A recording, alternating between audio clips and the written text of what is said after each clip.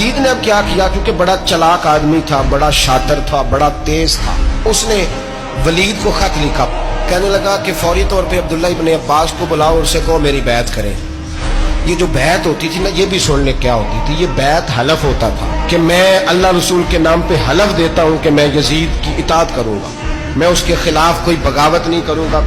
یہ بیعت لوگ سمجھتے ہیں کہ بس ہاتھ پکڑنے کا نام بیعت تھا، اس بیعت کا متبادل جمہوری ملکوں کے اندر ووٹ آیا ہے، تو کہا بیعت کرے، حضرت عبداللہ ابن عباس کو بھی بلاؤ، عبداللہ بن زبیر کو بھی بلاؤ، امام حسین کو بھی بلاؤ۔ امام حسین آدھی رات کے وقت بیٹھے تھے مسجد نبوی میں، چونکہ پانچوں نمازوں کی آپ امامت کرتے۔ امام حسین نماز پڑھا کے عشاء کی بیٹھے تھے جناب عبداللہ بن زبیر۔ عبداللہ بن زبیر کون تھے؟ یہ نبی پاک صلی اللہ علیہ وسلم کی پھوپھی پوتے تھے اور جناب صدیق اکبر کے نواسے تھے، حضرت عبداللہ بن زبیر، اور جناب زبیر بن عوام عشرہ مبشرہ صحابی ہیں، ان کے بیٹے تھے، بہت زیرک آدمی تھے، یہ بھی امام حسین کے پاس بیٹھے۔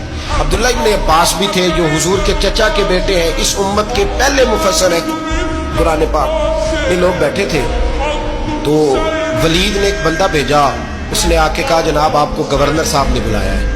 تو عبداللہ بن زبیر کہنے لگے حسین اس وقت بلانے کی بات سمجھ میں نہیں آئی۔ تو امام حسین بڑے بصیرت والے تھے، اللہ نے بصیرت دی تھی، کہنے لگے عبداللہ آپ کو سمجھ نہیں آئی، مجھے سمجھ آ گئی، امیر معاویہ وصال کر گئے، اور یہ ہمیں جو بلایا گیا ہے نا، یہ یزید کی بیعت کے لیے بلایا گیا ہے۔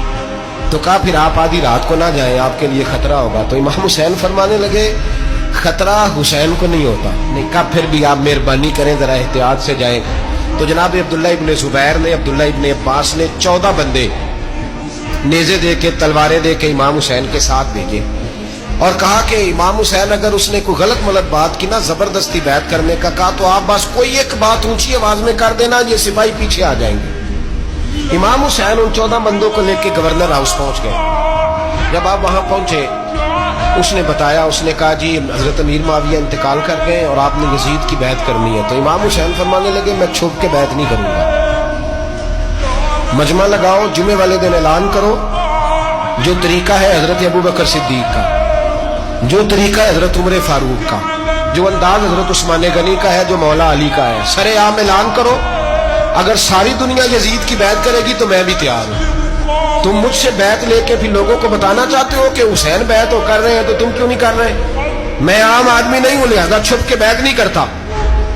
جب یہ بات کی نا، تو ولید بڑا نرم دل تھا اور امام حسین کی شان کو جانتا تھا، وہ جانتا تھا یہ نبی پاک کا خاندان ہے۔ اس نے کہا جی مجھے تو حکم تھا، باقی آپ حضور کے نواز ہیں، میں کر کچھ۔ وہاں ایک بڑا بدبخت شخص بیٹھا تھا، عبد الملک بن مروان، وہ ولید سے کہنے لگا کہ اگر حسین آج تمہارے ہاتھ سے نکل گئے تو تمہارے لیے بہت بڑا مسئلہ کھڑا ہو جائے، انہیں جانے نہ دینا، یا بیعت کراؤ یا ان سے کہو جنگ کے لیے تیار ہو۔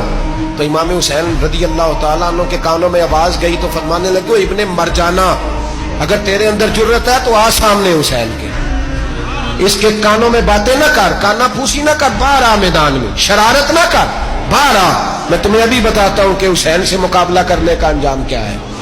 یہ کہہ کہ امام حسین باہر نکلے، اپنے بھائی محمد بن انفیہ کو بلایا، عبداللہ بن زبیر، عبداللہ ابن عباس، ڈھیر سارے لوگ اکٹھے ہو گئے، فرمایا یہ معاملہ ہے، اب کیا کرنا ہے؟ تو وہ کہنے لگے حضور وقت ابھی مناسب نہیں ہے، آپ اس طرح کریں یہاں رکیں، ہم مکے سے، عراق سے، کوفے سے لوگوں کو بلاتے ہیں، یہاں ایک بڑی مجلس مشاورت قائم کرتے ہیں۔ امام حسین فرمانے لگے اگر تم مشاورت قائم کرو گے تو ولید اور عبد الملک بن مروان وہ تو جنگ کرنے کو تیار ہے، اور نبی پاک نے فرمایا ایک مینڈا ہوگا جس کی وجہ سے مدینے کی گلیوں میں لہو بہے گا۔ فرمانے لگے میں وہ بکرا، وہ مینڈا نہیں بننا چاہتا۔ کہا پھر آپ کیا کریں گے؟